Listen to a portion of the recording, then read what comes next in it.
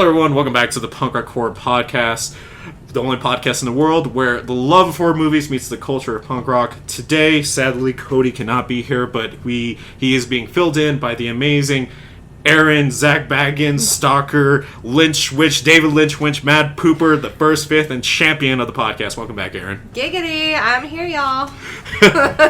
So, you're here today to talk to us about horror, more specifically TV horror, and this is part 2. Mm-hmm. And because this is such a vast subject as is, I mean, horror television series have been around since the early 70s, early 50s, and we talked about it in the last episode. And you're here today because you are our resident, all-knowing Twin Peaks knowledge of a person right here. Oh, absolutely. We're not going to include that name. That was a bad name. I'm not going to include that one. I could come up with way better ones. I should just call you the Encyclopedia of Twin Peaks. I totally am. That's better. You're the Encyclopedia of Twin Peaks.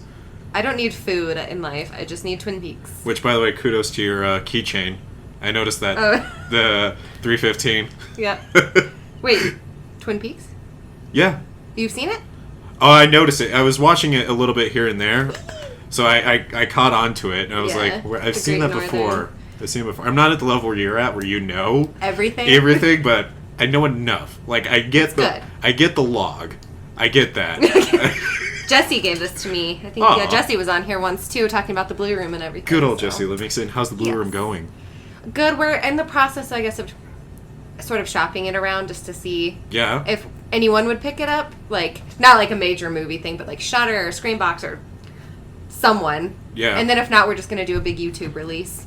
Perfect. Which I'm kind of for that anyway, because it's Jesse's movie. It's Jesse's love child. Yeah. But I feel it's sort of weird selling your movie. I don't know. Because then people have the right to it, and then you can't. Yeah. So. I mean, I'm sure there's some legality to that where you can own the intellectual property or something of it. I don't know. It's all such a shit show. But, I mean, you speaking of, like, chaotic shit shows, you've been really busy recently. Like, Yes. I mean, you've been on a lot of other podcasts. You've been But this is the best one. Thank you. I love all my other podcasts, too. But you're just saying that because you're here. No. But even with Code 3, you guys have been really busy as well, and it seems like you just, like, have been staying busy. Do you want to touch on any of that before we go forward? I mean, the biggest thing is if anybody's listening, please go check out my Instagram, Paranormal Princess 7. That's kind of where I'm mostly coming out with all my paranormal stuff, and I'm working really hard on my blog about paranormal theories and all that fun stuff, so that's the best place to reach me, and don't ask for nudes, and we're good. Has that happened? Oh my god, the amount of people. Have you really got asked for a nude? That, and the other thing is people were like, do you have a boyfriend? And I'm like, no, I'm not interested in that right now at all. And they're like, well, what about friends with benefits? I'm like, bro, you live in fucking wherever you live. No, fuck off. And then I don't know.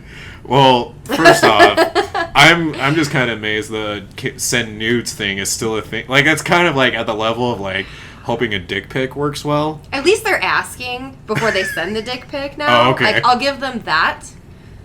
I mean, that's still kind of like, but still though. Does it work? If there's anybody listening who is willing to admit that they have sent a dick pic unsolicited and it has worked, please, I want to know. Contact me and tell me.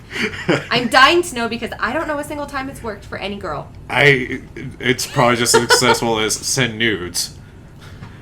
I mean, that's just as bad, but I could see, like, that maybe being like, well, okay. Right. But just an unsolicited dick pic. Is there a girl out there that's like, baby, I'm on my way? I mean, I think you have to be in the established relationship part for that to work first. That's different. Like, if it's your boyfriend, like... Yeah, I mean, that's different. But I feel bad. You have so many people knocking at your door. And I saw your post the other day, and you're just like, no, I'm not interested. Like, get the hint. And it's just... I'm sorry. That's all I can say is that I'm sorry. I don't know what else to tell you. I mean, it's one of those things. I mean, I sound like such a dramatic bitch being like, oh my god, stop asking me out. I'm so hot. Or whatever, because I'm sure, I don't know. I feel like any woman or that puts themselves out there, even men too. Yeah. But, I mean, it not this guy. You just wait. I can guarantee it. There is not a prefla of like women knocking at my door like, can you send nudes? Because my response would be like, have you seen me? No, shut up. I love your haircut, by the way. Thank you. It's that very, like... Yeah, we pointed this out that me and cut. Cody got the same cut. Oh, We didn't did even Cody notice get that. one too? Yeah. Oh, shit, Cody. Mentally, you we're looking all connected. fly. Right? I've worn his socks before, not even knowing it. We're just at that level. You guys are pretty much connected now. You know, we've even joked about that too, how on people are saying that we're secretly love each other, and you know what? That's okay. It is 2019. You love the fuck out of each other. Yeah. Do it. Also, I like your Terrifier shirt. Thank you. So normally we would talk about what's happening in horror, but I'll probably make this the one thing that's happening in horror. Did you find out they actually confirmed a sequel? Yes, I I'm know. so stoked. I love that movie so much. I can't say enough good things. And when I don't know if I had ever said this on the podcast, but when I was out in New York earlier this year, I actually stopped and had a drink with David Howard Thornton. Right. And he's like the nicest, coolest guy I've ever met. Right. It's kind of So like the same cool. with Kane Hodder, right? Yeah. Like just so down to earth. Like and the so dudes that chatty. seem all terrifying and actually like scary to talk to are just like, oh, hey, how's it going? That's cool.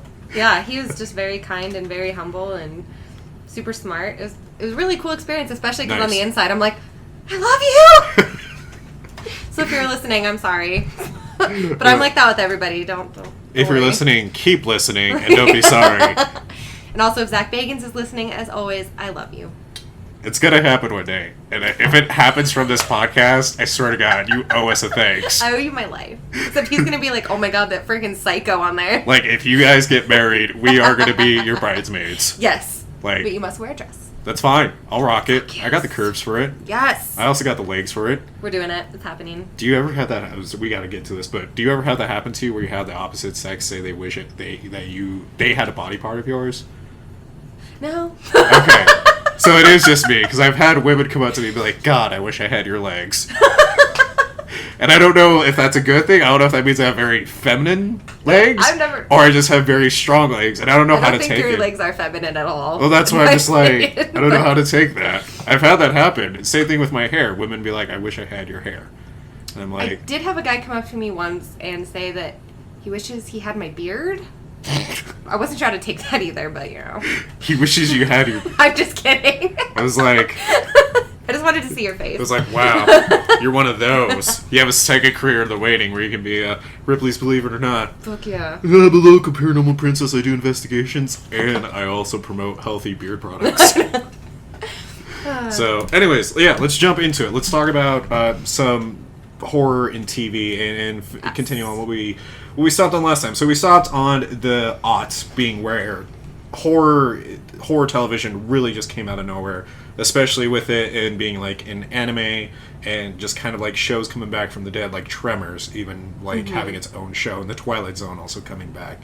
But going into the 2010s, this is where it continues, and it just kind of continues to blow up. Probably one of the biggest names in there, aside from Ghost Adventures and Ghost Hunters and all the other paranormal ones, is, you know, American Horror Story. Probably one of the biggest names in TV horror now. Overrated, but yeah. I agree to an extent too. But it's, you know, we see a lot of these TV shows. I mean, we even had the Scream TV show. We had The Whisperers. We had another 606 Park Avenue, The River, Gravity Falls. Twilight Zone still is like supposed to be coming back. We're even supposed to be getting a Lost Boys TV show. So, I mean, you know, not much to say about here except, you know, it is this huge amount of horror TV coming out. So I kind of want to talk about today, though, why we obsess over this. Why do we obsess over TV horror? I mean, we've talked about horror movies enough. We kind of get at this point why we love horror movies, but TV horror has its own hills to climb. It has its own obstacles as well, because these TV shows could be canceled at any moment. And we discussed this with... well, we haven't discussed this, but we've seen this with Ash vs. Evil Dead, which came out to critical praise. Everyone loved amazing. it. Yeah, and it's gotten amazing reviews, and they canceled it after 3 seasons. So stupid. Same thing happened with Santa Clarita Diet. Had 3 successful seasons. Everyone loved the show, and it was a show that if you watch it, you can see the actors and actresses having fun in it and actually enjoying it. I never watched that. I've meant to. I just haven't gotten around to it because I've heard it's amazing. Yeah, it is, and it's so slapstick in its own way. Like, it's An perfect. original. It seems like an actual original concept. It really God is. forbid. It really is. It's so creative in its own right, and it still got canceled. And so it just, I think, I'll start off by saying I think we love our horror television not only just because it hits a need for us, but we all just kind of accept that it's fleeting. It's not going to be like the only one that we can make excuse for is Supernatural, because that has gone on for a Far too long time. But that's the one of the few. I mean, again, you could say the same about American Horror Story, but same thing is that we never know when it's going to get canceled, because I think a lot of producers don't see a demographic. They're not seeing viewership that they would see with your reality shows like The Real Housewives or whatever, or my asshole, or even a lot of dramas, or even teen dramas as well. So I don't know. I guess, what do you think, Eryn? I think we, as like horror lovers, do get screwed over a lot, because I feel like there's a lot of us out there, but I feel like either we don't matter in the demographics, they don't take us into consideration, or I'm not totally sure why. But I guess you make a point that it is kind of fleeting. I mean, I suppose, I guess just to compare it to, Twin Peaks or even Firefly. I don't know if that was really horror. I never watched it. That was more sci-fi, but more sci-fi? I guess we can make the comparison because for that as well, because it was also a critically acclaimed show. Everybody loved it, and then everybody is still upset that it got canceled after one season, I think. Yeah. I think it was one season, and then they came out with a movie, and they still wanted to come back. Understandably so, because it created a very unique sci-fi universe. Same thing with Twin Peaks, though, created a very unique supernatural universe. And we waited 25 years. Well, I guess technically I didn't, because I was in my mom's womb. How old are you, really? Oh, I have to kill you. Which is kind of funny, because all the people in my Twin Peaks group, most of them saw it when it was on. Yeah. And, I don't fit that, because I saw it in high school. Yeah. But as far as being obsessed, I mean, I think for me, clearly I'm easily obsessed with things. But I think with TV shows and horror, it gives us a lot more time to develop, a relationship with the characters in our heads. Like, with a movie, you've got an hour and a half to 2 hours, roughly, to get connected to these characters and their stories. And with a TV show, especially like Supernatural or ones that have gone on a really long time, I mean, if you are a dedicated watcher, you have spent 10 years of your life with these characters, and obviously they're not real, but it's your escape. I think at that point, though, it kind of comes to that you stop enjoying it for some people, and you just want to see how it finally ends. Yes, with shows like that, because it's freaking way too long. And so it seems to be two things. Either it gets too long and you just want to see how it ends, or it doesn't go long enough and you want answers.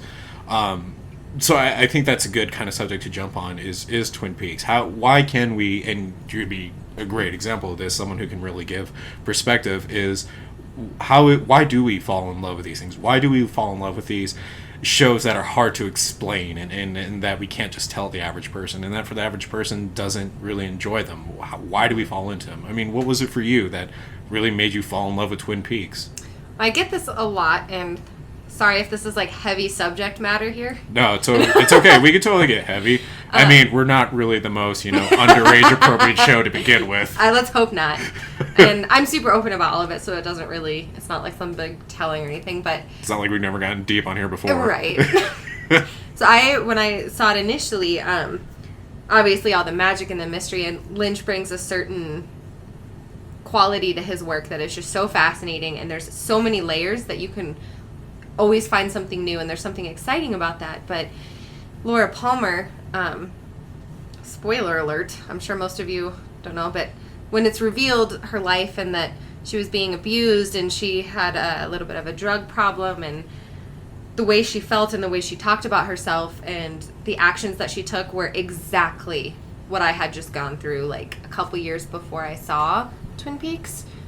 So to me, Laura was, even though she's a fake character, in some part of me she's real, and so I really related to her. And still to this day, if I get really depressed or really feeling down, I will watch Twin Peaks, because it's I'm not alone. Yeah. Laura went through this, and she's kind of a symbol for other girls that go through the same thing. Well, I mean, first off, thank you for sharing that. Yeah.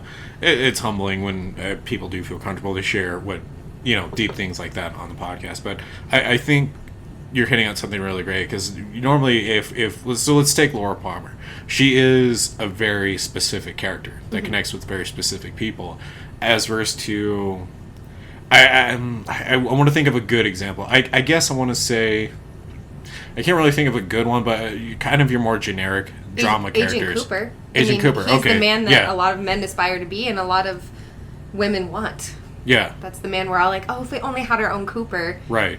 Up until season 3, but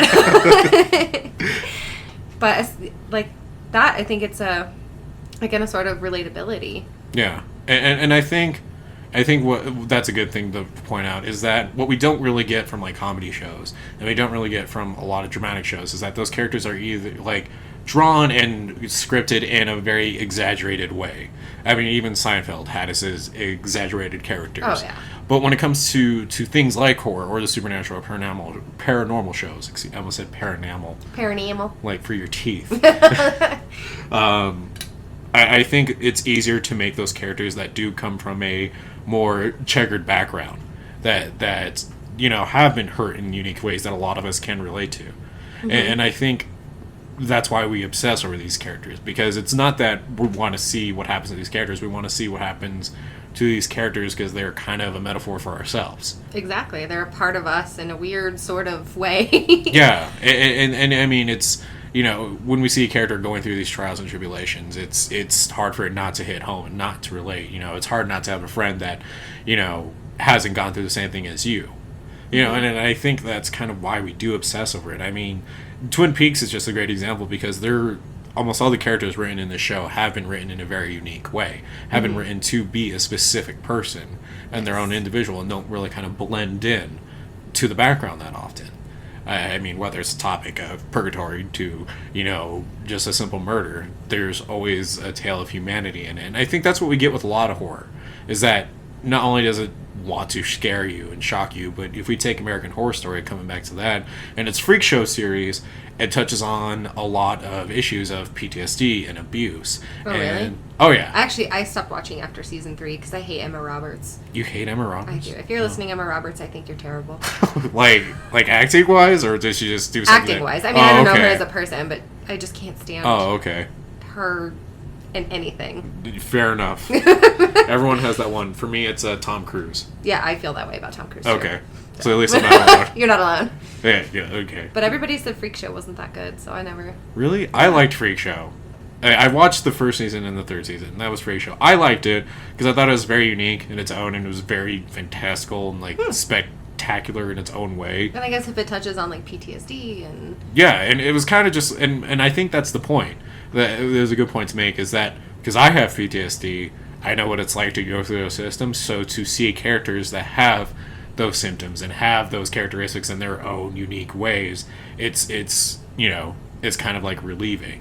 You know, people who have kind of been like written off society, and I think that's also a good term to coin, is yeah. A lot of us horror fans feel like we've been written off society, and a lot of these shows are kind of not meant for, you know, Bob and Jane down the street. And most of the horror, I mean, again, I can't speak for every horror fan out there, but I'd say the majority of us are not quite, you know, we don't fit in with society in general. Right. Like, we're weird, and like when people talk about, like sometimes with my coworkers, I love all my coworkers, but they start talking about like, you know, right, like decorating their house and doing all these like sort of things that typical people are into, and I'm kind of just like, so about Chucky. What do you guys think about Chucky? Or, you know, and and I get what you're saying too, because that obsession goes into a lot of TV that a lot of people watch. So a good example, same thing. Coworkers that I have, that I've worked with, love Game of Thrones, and you know, Game of Thrones ended. It's over now, and I was happy with how it ended, because I can't really talk about how it ended because I don't want to be that guy that spoils anything. But I haven't seen it. But I was happy with how it ended because I knew what to expect because of the author. So, anyways, point being is that whenever I try to talk about it with them, it kind of doesn't really go anywhere, because the whole reason why I love the show is for the gory effects of it, is for the battles, because it's just really well done. Yeah. This is like way past in seasons ago. Basically, when the Mountain kills someone in like a duel. Oh, yeah, that's like the first season. Yeah, and the reason I'm saying someone is to like just kind of, you know, keep it vague still for those few people that are still interested. I think it's like the third or fourth. Either way, point being is that when he like crushes his face in with his hands, like it's just really well done. And I totally get it. Like it's morbid and gross, but we've talked about this on our why we like splatter flicks and gory films. I love it. It's not real. It's not real, and it's just really well done. Like when you look into how a lot of people go into making effects and bloody gore effects, it's kind of astounding. Like, it's so freaking cool. I will always stand by special effects over CGI. Exactly. CGI Chucky sucks ass. Oh dang. Is that who he is in the movie coming out? Ooh. As far as I can tell, it's mostly CGI. I don't know. I'm kind of looking forward to it. I'm looking forward to seeing it and see what they do with it, but I just think in general, overall, like, I'm way more scared of or creeped out by special effects. I'm just hoping we don't see I'm worried that we'll see Aubrey Plaza as, like, still the awkward comedic girl. She kind of always is to me, but I mean, who knows? She's a good actress. She can... I mean, she might pull it off. She's done that role for so long, it's going to be hard to kind of, like, disassociate her characters. I totally, like, went off the rails and forgot my point. I was like, the point being is that, it's hard to kind of connect with a lot of other people on a normal basis when it comes to even talking about just, like, shows that everyone watches, because me to go up to someone and be like, yeah, I loved how his head got crushed. Sounds like, yeah, do it some more, kill everyone, right? When in reality, it's like, yeah, I love the way they did that. Like, it was really unique. It was, like, how they pulled off that effect was great. And even to try to make that point, like, where they more so want to talk about the drama between Daenerys and whoever, Jon Snow, and I'm just like, yeah, that's whatever, man, it's incest. But point being, just some simple incest. like that's I will say, for the newest season, that is like, God, I can't go into it without getting into it. So, and if we spoiled something, I'm sorry. Like, there's not. I feel like if it's spoiled at this point, like, how have you not figured it out? For this whole season, I will tell you that is literally the smallest thing you need to worry about. Yeah. So, from what I've heard, I've already spoiled it all for myself. So, but anyway, so coming back to TV, I think what TV horror does, and I want to know your input on this, is that it also makes us focus on our negative emotions.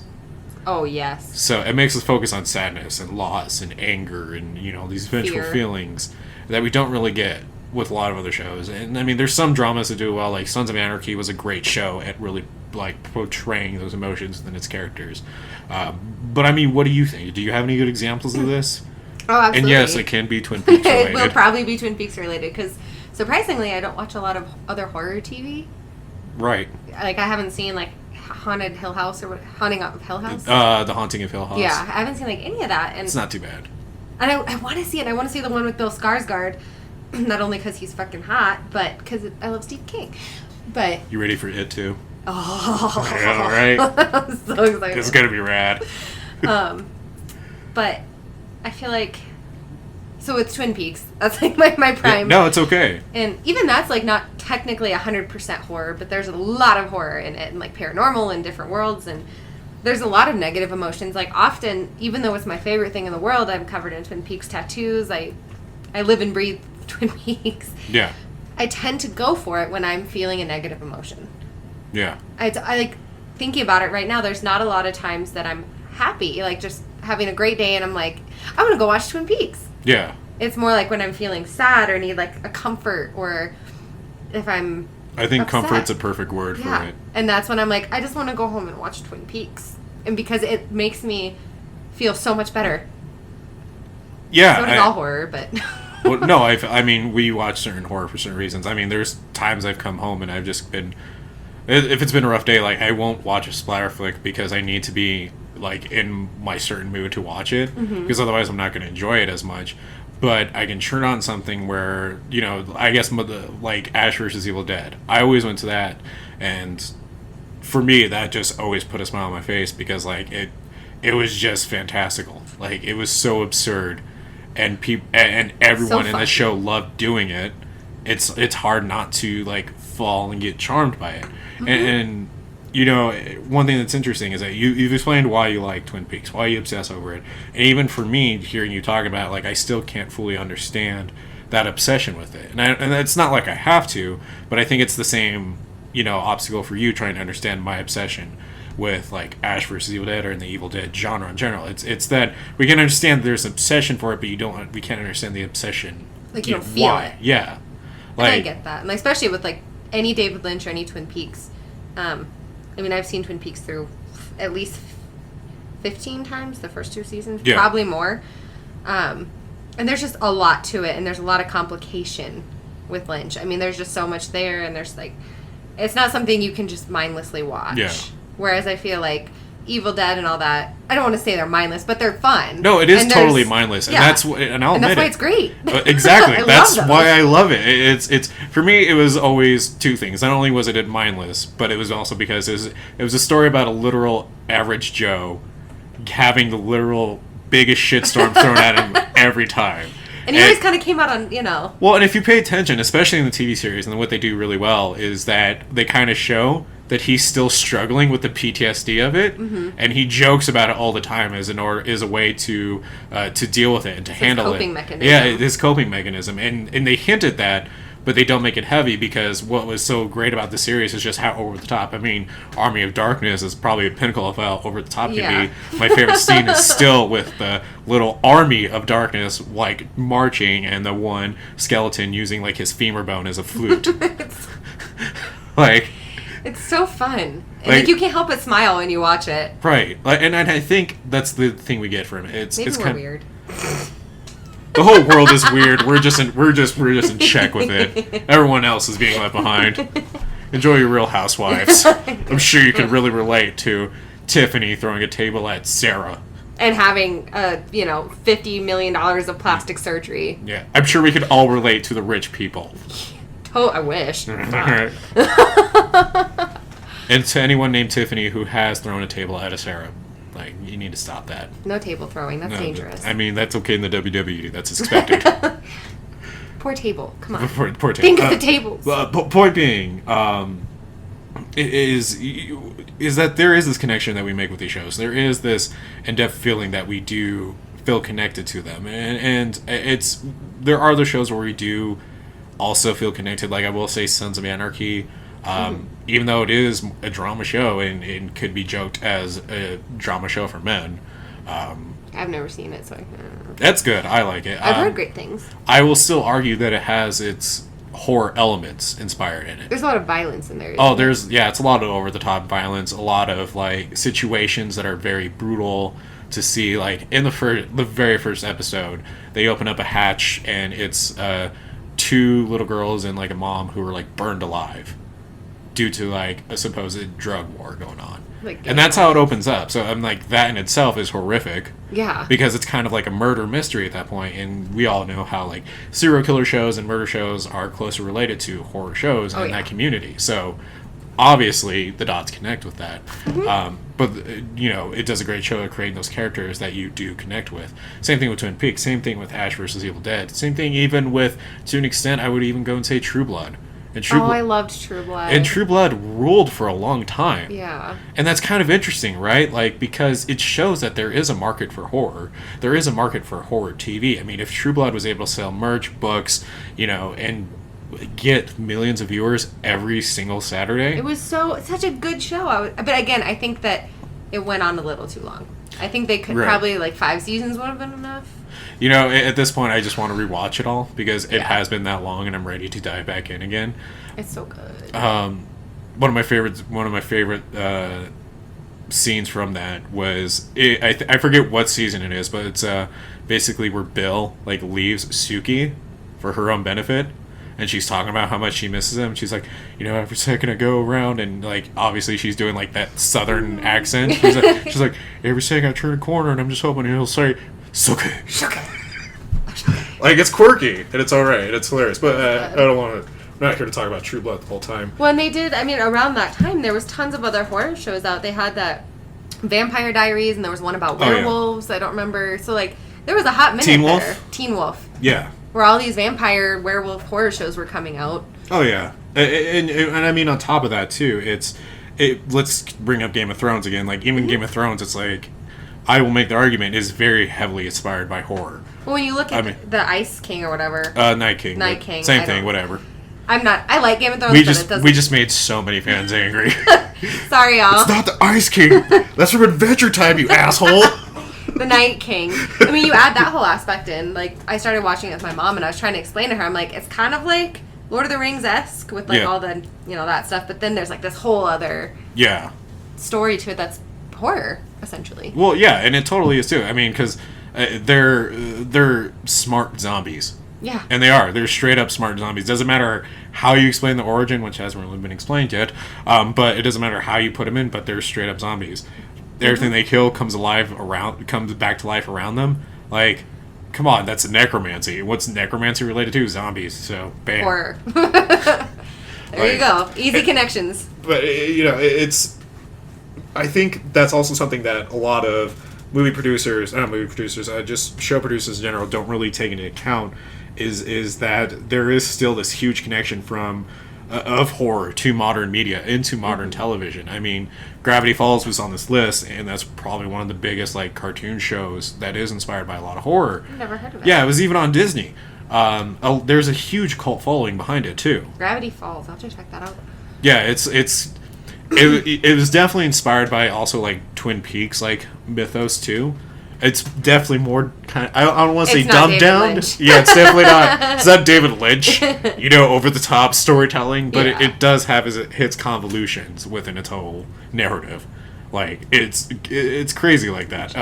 Yeah, it's pretty good. It was on Disney. And Disney had So Weird, and then Nickelodeon had You Afraid of the Dark, and those were freaking scary. Where I'm going to with this. Some crazy son of a bitch, and I probably would work with him and love him, it decided that it's like good to give horror to kids. Oh yeah, those are my favorite shows. Well, and I don't remember who I was around the other day, but I think it was with a coworker or someone, and they were talking about their kid and how their kid loves not only like cartoons, but they love scary stories, right? So it's kind of like from a young age we're even like conditioned to like things that scare us. I think deep down we all like to be scared on some level. Some of us just really, really like it. So why do you think that there is such this aversion to liking the things that scare us? I mean, as we get older, people say you shouldn't watch things that scare you or scary things, and to an extent I understand.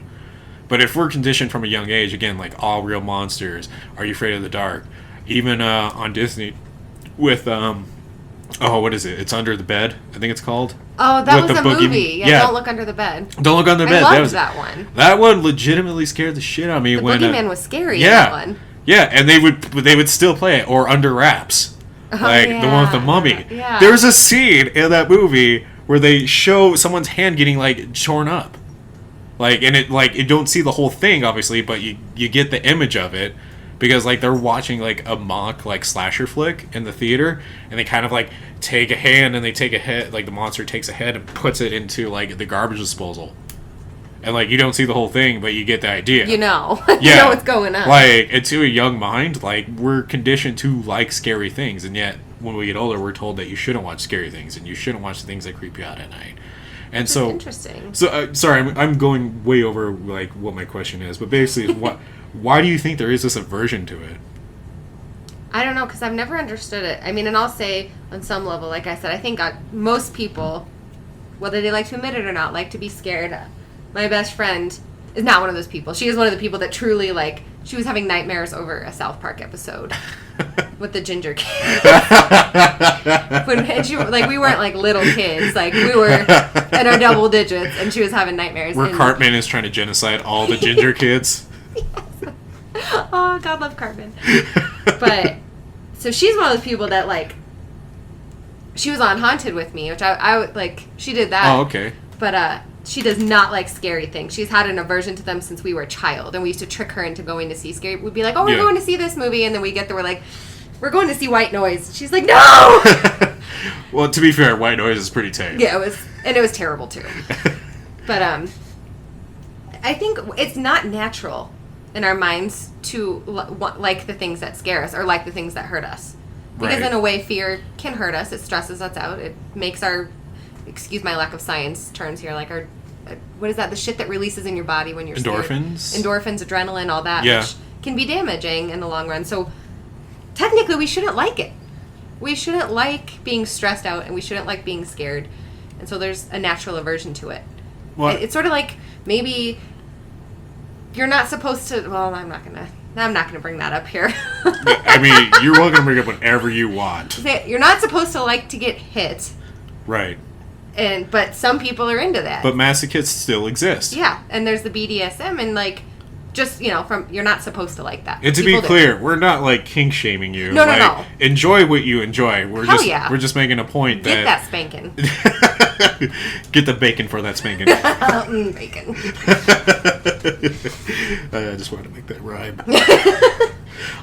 But I think the point we're making here is that just as a human species, we have this want to explore things that are mysterious and that are unknown. Mm-hmm. I mean, if we look at science, we're still trying to figure out more and discover more of the body of ocean that we live on in this whole entire Earth. And we hardly know anything about it. Same thing with space. And there was someone... Lala. Our own Lala has even talked about that she is terrified of space.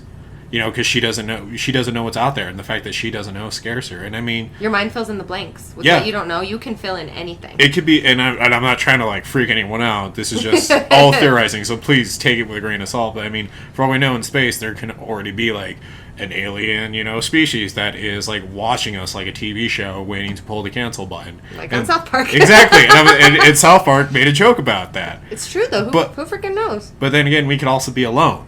And I think that's why we like to watch things that terrify us, is because I think the things that could most likely be real and terrifying are far more terrifying than the fake slasher who's hunting around, single women with a drill in his hand. And for some reason we like that, because I love Freddy. I love like Freddy and Chucky, and I'm like, yeah. But I mean, if you step back, right, it's kind of weird that I'm like, yeah, you're killing people. Well, and I think it's because it's... I'll make this example, and maybe this will be a hard comparison to make, but it's like, if we take superheroes, now, obviously me and Cody, are self-proclaimed, comic book nerds. If you really think about what it would be like to live in a world with superheroes, as cool as that would be to see an Iron Man and Thor, do you know how terrifying that would be? To have an alien invasion come down... The other end of it? And, destroy, the half of, downtown Denver? Yeah. Even if they win, whatever, there's still this massive amount of damage and people who died. So I think in horror, it's easier to suspend, our belief with Freddy who haunts your nightmares. Because it's so not real. Right. That's not real. And it does scare some people. There are some people that truly are, freaked out. But, we're desensitized at this point. Right. But I think it's almost another kind of way to look at it, is the unknown is always more terrifying, I think. Because, your mind can fill in the blanks. But it's like when someone says, don't touch that, it's hot. Yeah. Even, if a waitress brings my plate, and she's like, that's hot. I always have to see how hot it is. I'm shamefully raising my hand because I've touched the oven because I was told it was hot. Don't touch it. And I think it's the same way with horror. And another example, a Serbian film, all those Salo, I know how messed up they are. We've talked about that. Yeah. But I still want to see it because it's almost like people are like, don't watch it, it's horrible. But I'm like, I kind of want to see how horrible. It's like it's the same thing with 128 or 120 Days of Sodom. Yeah. Or Sodom. Yeah, no, we're talking about the same thing. I always get it. Because the book is 120 Days of Sodom. Yeah. And I have not seen the movie, but I read parts of the book while I was putting it away at the library. I was like, oh, what's this? I was upset for days. Well, even a lot of things that happen on that movie are fake, but it's still done so real. The poop eating scene. I don't know if it was in the previous episode that we talked about or the episode that's going to be coming out.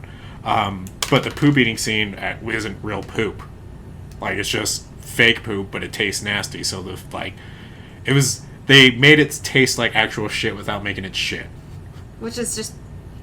I want to see it, though. And even though that's so fucked up for me to be like, I want to see people eat poop, but I want to see how bad it can get. Is it really that bad? Is the plate really that hot? I think maybe just... not that we haven't already been deep this entire episode as is, but going back into it, I think we are conditioned in a society that we're raised to look towards the brighter side of things, and we're raised to treat each other right and be nice and always have a smile, and that's good. It's good to treat each other right. It's good to have a smile, but I think when you're always being told your entire life to smile, smile, smile, you kind of don't know how to handle the depression side of things, the sad side of things, the frowning side of things. There's a lot of it. And I think in horror TV, what it does really well is that it builds up those scenarios. It makes you face those scenarios. For a long period of time. It's not just an hour and a half. Yeah, it makes you face the fact that, murder does happen. Or, rape does happen, or depression is a thing, or PTSD is a thing, and here's how you're going to watch it, and you're going to see these characters overcome it somehow. And when it's well done, it's helpful. Yeah, and I mean, right now I wish I could think of like a good example of one that did not do it well, but I just can't think of one on top of my head. I'm sure they're out there. Probably. That's probably why I don't know it, because it didn't do that well. It went in a really bad place really quick, right? I guess 120 Days of Sodom. That probably didn't do it too well. Anyways, but I think we have this natural want to see the darker side of things. Because we're humans. We're naturally curious, that's the species we are. And to pretend that we're anything else but that, I think, is just ignorant to who we are. Yeah. I mean, absolutely. I'm sure I've said it before, but I'll say it again. We always stop to watch a car crash. Yep. Train. It's the train wreck. It's like a train wreck. You can't look away. I mean, everybody says that. That's like a common trope. And to even try not to look at one, it's hard. It's hard to not just drive by a car crash and keep your eyes on the road. And maybe there's people that know how to do it really well, but we have this want to see how bad can these things get, and a morbid curiosity, is there a body? I always am is there a body out? Yeah. And it's not because of course I never want that to happen to anybody. That's fucking terrible. But your curiosity, it's just ooh, what's going on? Well, and I think at that point we're just being faced with our own mortality, and it's and again, it's kind of facing the unknown.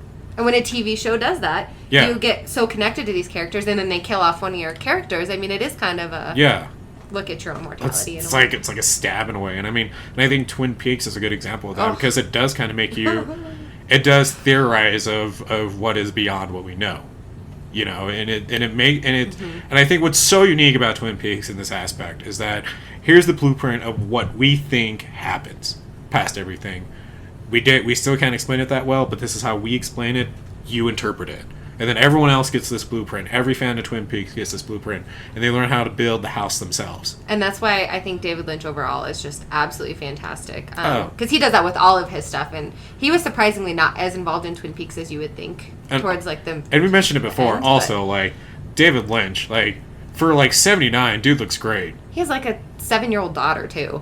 7 or 8. Jeez. Yeah. I think he's 70. He's either 71 or 79, but still. He's in his 70s, yeah. Dude has dude. Dude has those Cher looks. And his hair, my God, that's the most magical being. It really is. He has great hair. But that's I think why Twin Peaks is amazing is with my Twin Peaks group, we were all handed this blueprint. Yeah. And we are all trying to decipher it. And Twin Peaks also talks a lot about the driving forces behind good and evil. Yeah. And so that just kind of gets you even more into questioning things and thinking about things. And horror does that too. Why is Michael Myers the way he is?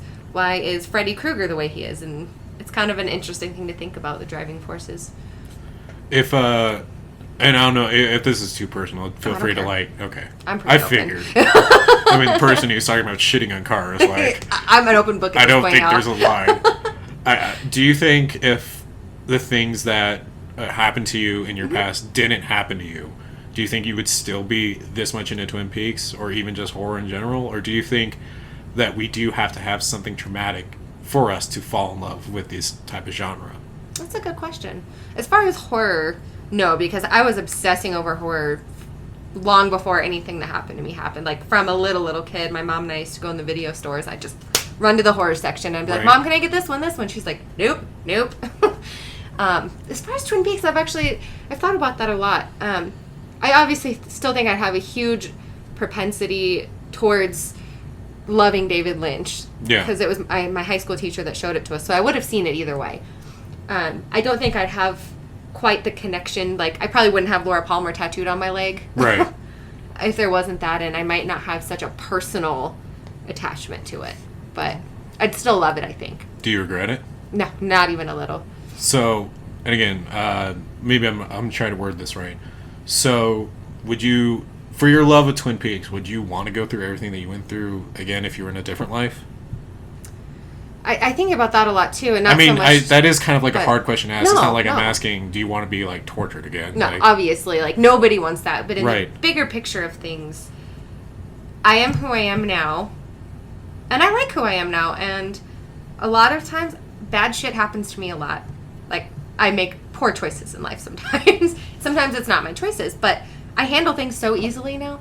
Yeah. Because I had so much bad shit happen that the little shit is so trivial to me.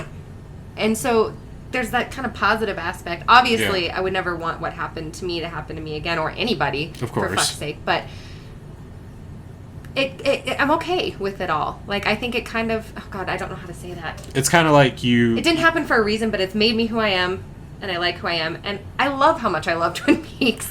I'd be missing something if I didn't. And I don't know if this is the right metaphor, but maybe, like, in your own way, it's like a badge of honor, like a Purple Heart in some sort of way. And I know, not to make the Purple Heart badge sound like anything less than it is, because those badges go to people who have earned them for, heroic... Totally different like causes, but just to attach a metaphor to it. I think for any victim of, honestly, if you meet someone that hasn't had a sexual assault or been unfortunately dealt with rape, all those things, it's a big deal, because most people I know have dealt with some sort of version of that. So it is kind of like we all carry that with us, and it is like we got through it. We're strong people, and right. And with these horror television shows, whether it is something as small and ridiculous as All Real Monsters on Nickelodeon, to as something as deep as Twin Peaks, there's something to help us cope. There's something to help us make us feel like we're not alone. Exactly. And that's the biggest thing, is feeling like you're not alone, because oftentimes we do feel alone in our sadness. We do feel alone in our depression, or when you're dealing with PTSD, like, you feel freaking alone. And to watch some show or even a cartoon, to know that somebody else out in the world has dealt with it. Well, and I think what's great about the shows is that and I'll use Twin Peaks as another example again, as, being someone from your background who has come from a very, serious experience, to someone else who has come from a completely different experience, even if it was just they had one bad thing happen to them that changed them immensely, you both can bond over Twin Peaks. Yeah. Because it is that deep of a show. And it's not the same as, like, bonding over, like, Game of Thrones. Obviously there's the dedicated Game of Thrones fans that can bond over. Yeah. but point being is that, it's like, like, Twin Peaks was this show that didn't get a lot of attention, and it got canceled way before its time, and it was ahead of its time, and you love it too, and I love it. Let's talk about it. Let's go watch it on Sundays. Yeah, they're some of my best friends now from that love of Twin Peaks. And so obviously there is this, like, power. There is this power behind horror television, and just horror in general, where we connect with each other. We can come from completely different backgrounds and just be able to hang out and be able to talk to each other. It's not even this, and I will even argue this, it's not the same with even a lot of sports teams.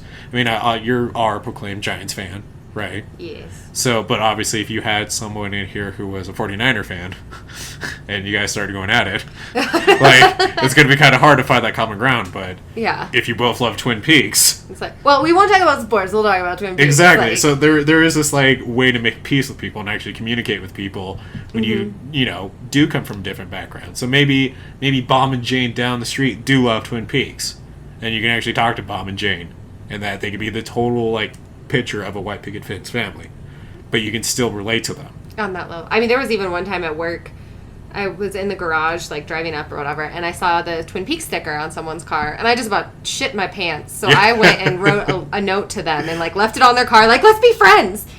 I don't know you, you don't know me, but if we find each other again. And that's like, if you actually drive that car and you by chance listen to this podcast, and they know who it is. Oh yeah. Oh God. I don't think they still work there. We talked a little bit, but then we texted a little, and then it just kind of... If they're still listening, if they do whoever listen. you are, we can still be friends. I think I would say, if they're still listening, like I knew they were already listening. My head wasn't full. If I wasn't full of myself yet. No, confidence, man. But I think, especially with horror lovers and people that watch horror TV or horror movies, we're all so passionate. Yeah. And we can relate to that passion with each other. No, and I know if Cody was here, like, he would talk about his love for, and it's not TV, but it has so many additions to its saga that might as well be considered TV. His love for the Sharknado movies. Like, so good. Like, they're over the top, they're ridiculous, like, and you're not supposed to take them serious at all, and yet he loves the living shit out of them. That's why they're so fun. It's like, exactly. You don't have to take them seriously. Right. But I think that's what we're getting at, is that that'd be the same thing for him. Wherever you are, I'm missing you. We miss you, Cody. I always, whenever, like, I always send him that picture of SpongeBob, where, like, SpongeBob is cooking for Plankton over at the chum bucket, and they do the whole music. It's just a grill, it's just a greasy spoon without you. Oh, I love SpongeBob. We can even connect over SpongeBob. Oh, fuck yeah, I will. You know, and it's we're still getting near. We're getting near to the end of this episode. We still got about 10 minutes, but it's. I don't know how else we can add into this. I mean, we can keep dissecting this and we can keep delving into this, but I think when it comes to television horror, is that you either get it and you have a lot of people that get it with you, and you have a community you can join, or you don't get it and you talk about the drama between Daenerys and Jon Snow on Game of Thrones. Well, I guess another little interesting aspect of horror TV is like the miniseries aspect. I mean, if you look at It miniseries, they did a Shining miniseries. They did a Nightmare Before Elm Street, Jason Voorhees. Yeah. And it's kind of cool because you can take what's in the movies or the books, yeah. and oftentimes, especially with like Stephen King books, you can't really put that into a 2-hour movie and get all the details. So it's kind of cool with miniseries if they were done right, because you can get the whole story. You can get all the details, and it can be more accurate to the book. And as an avid reader, I love that. Yeah. I would even say with how over-the-top Stephen King is with writing his books, the fact that you can get anything into a movie from his books is astounding. I guess what I wanted to add into that, too, is, you know, it even goes on into comics, too. Like, there's these comic books about Freddy and Jason. Mm-hmm. And one of my favorite series is Freddy versus Jason versus Ash. It's a really good read. It's a really good. There's a scene where I might open up a comic book for that. I think it's only 6 or 7 issues. It's really good. It's totally worth the read. It definitely starts out like a slasher flick, and then it brings in Ash, and he's just like, "What else is new? Keep fucking me, world. It's fine. Just whatever, man." Because there's a scene in the comic where he falls asleep, and then obviously Freddy does his thing, goes into his nightmare, and makes him think his hand grew back. And then Freddy morphs as his hand, and like he has to cut it off all over again. And it's so funny because Freddy's like, "What are you gonna do now?" And Ash is like, "I've been through this before." Like, cuts no problem with this. Right. And Freddy doesn't see it coming out. He's like, "Oh, son of a bitch." Eryn speaking her nose. Yeah. The joys of allergies with the septum piercing. You know what I'm kind of depressed at? We didn't start off this episode like we did the last time you were on, where you were starting to read the back of a soda can in a very seductive manner. Like, that was nice. That was fun. That was awesome. That was hilarious. Nobody was expecting that. That was great. It was the best thing ever. We could end the episode with me reading off my Red Bull. Red Bull, sponsor me. I love you. I know someone's thinking like, "Yes, ever do it. ASMR. Please. Please." Oh my god, you guys should do a friggin' episode like horror ASMR. We've been talking about doing it. Every time you come out here, we talk about ASMR episode. And I don't think it's going to work well with our voices. Like, I'm told that, like, I just don't think it's going to work well. Whisper. I just, "Hey there, how's it going?" See? Oh, I would love it. I'm in. You got my vote. Stop. Crunch, crunch. And then I have to, like, grab, like, a ton of foil and just... Like, ah! I've seen them do that. I've seen them, like, grab bags of chips and just, like, eat the chip right now. Maybe it's just I have to eat food. And then they actually do have horror ASMR where it's, like, they stab things and... Yeah. I don't know. ASMR is not my cup of tea. If y'all like it, you're weird, but that's cool. Speaking of weird, they have horror porn. I have, yep. Have you seen it? It's not like snuff at all. No, it's like, I may or may not have seen one with Freddy Krueger. Obviously, it wasn't Robert Englund or Freddy, but it was... Right. It was a GIF. I was like, huh. Yeah, it's so, like, to set up the scene, there's, like, it's supposed to look just like how it would in, like, any horror movie, especially, like, if it's asylum kind of, like, centered, right? So weird. And, like, they'll have, like, a girl who's, like, crazy or a killer. They don't really make it clear, but she's just screaming at the top of her lungs. And they have a guy in who is crazy or a killer. Again, don't make it really clear. And they kind of just go at it. It's weird. And they're just, like, laughing maniacally, and I'm just like, huh. And I'm dry. Like... And just like that, it became the Mojave Desert. I mean, in horror, it's interesting. It bleeds over into everything. I mean, I read horror books. There's tons of horror TV, horror movies, horror cartoons, horror comics, horror, like, for kids. Like, horror is everywhere. I mean, there's even musicals. Sweeney horror Todd. Musicals. That one, Repo, the Genetic Opera. I love that one. I can't get into it. I know Paris Hilton's in it, and it's whatever. I love Paris Hilton. You just gotta Don't dog on her. I'm just saying. I know why a lot of people don't like that movie is because of her. She did a good job. For me, like, her scene wasn't as bad. You can get past it. And, like, she doesn't have that bad of a singing voice either. No, I love Paris. People But, are like- too hard on her. But, like, it was a really good movie. Like, whenever we do horror movie musicals, we talk about that, I'm probably going to review that movie because I loved it. Because the cherry on top was the fact that Joan Jett just shows up for, like, Yeah, that's pretty cool. a quick guitar solo. Like, that was so badass. Like, The horror musicals, they had the Evil Dead musical here. oh my god, That yeah. was so Yeah. cool. I'm so jealous that you got So to see fun. that. I'm so jealous. We were in the splatter zone. I was like, we are getting front row. I want There's blood a on me. splatter zone? I was covered in blood. Oh my god. It's so fun. I am so upset. If they ever do it again, we'll have to go. Take me. Yes. I want to go. It's I gotta. crazy. I'm gonna grab Cody. We're gonna go because that's. I didn't know there's a splatter zone. Yep. That's amazing. Yeah. Aw. And everyone was great. So, I mean, horror is just kind of... I never really sat down and thought about it, but it really is everywhere. Yeah. I mean, that's why we started this podcast, is Yeah. to make that claim. No one believes us. Everyone still gives us weird looks, and I'm just like, whatever, mister, I want to see the fights in hockey. And you know what? At the end of the day, when I think about it, if everybody started to like horror Yeah. and be, like, accepting of it, that would kind of suck. I Yeah. kind of like the fact that it's our own little weird thing. All of us little weirdos can Right. connect on stuff. Like, we want people to accept it, but we want you to take it easy. Like, we've been here for a while. Yeah, you step back. Like, you got a lot to get through, man. It's like Billie Eilish or whatever. I don't know shit about her. She's fine, whatever. But she's kind of bringing that creepy horror thing where she's like crying black stuff and Oh, all yeah? this dark thing. I'm like, oh, blah, blah, blah, blah, blah. Some of us have been doing this for 28 years. Some of us have actually cried that. Yes. Okay? I cry black blood all the time. And it's like getting popular. And I don't know. There's that weird sort of thing. And it's like that with horror, I think, too. So. Right on. No, I feel you. Yeah, we got to go ahead and start editing this. I'm sorry. I just got a text because I got to go on to do an interview.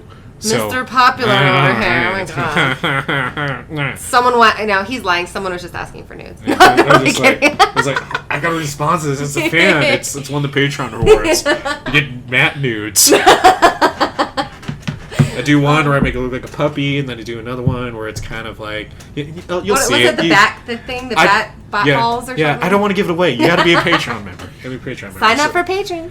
So, to end this episode out, we thank you for all of you tuning in. This month has been the month of the Ghouls and Gals, where we're thanking all of you for getting us not only just over 1,000 followers on Twitter, but just being absolutely supportive, being amazing group of ghouls and gals who tune in every week to hear us make dumb dick jokes. So thank you for tuning in again. Thank you for Eryn coming on. If you want to follow us and like us on anything, please do it on everything. But you can keep up with us on Facebook, Punk Rock Horror Podcast, or on our Twitter @officialprhp, or Instagram, Punk Rock Horror Podcast Official. And if you want to follow Eryn, you can follow her at where now? Let's just stick with Paranormal Princess 7. Paranormal Princess 7. Check out her blog. She's always coming out with great ghost stories of actual things she's experienced. Not things that she's just found on the internet, but things she's experienced and has given her input on. She is a peripheral of knowledge, whether it's Twin Peaks, ghosts, or crying black blood. Or your local or your pooping vandalism needs. She knows what she's doing. She's got it covered. Buy me enough Taco Bell, I will shit on your ex's car. Maybe we'll make that a Patreon reward. Make that like God, please. Make that like $100 tier. Like, we will fly you out to wherever you need to go to poop on someone's car. Oh, that'd be... I'd do it. Like, I kind of want to do it just to see if it'll be a thing.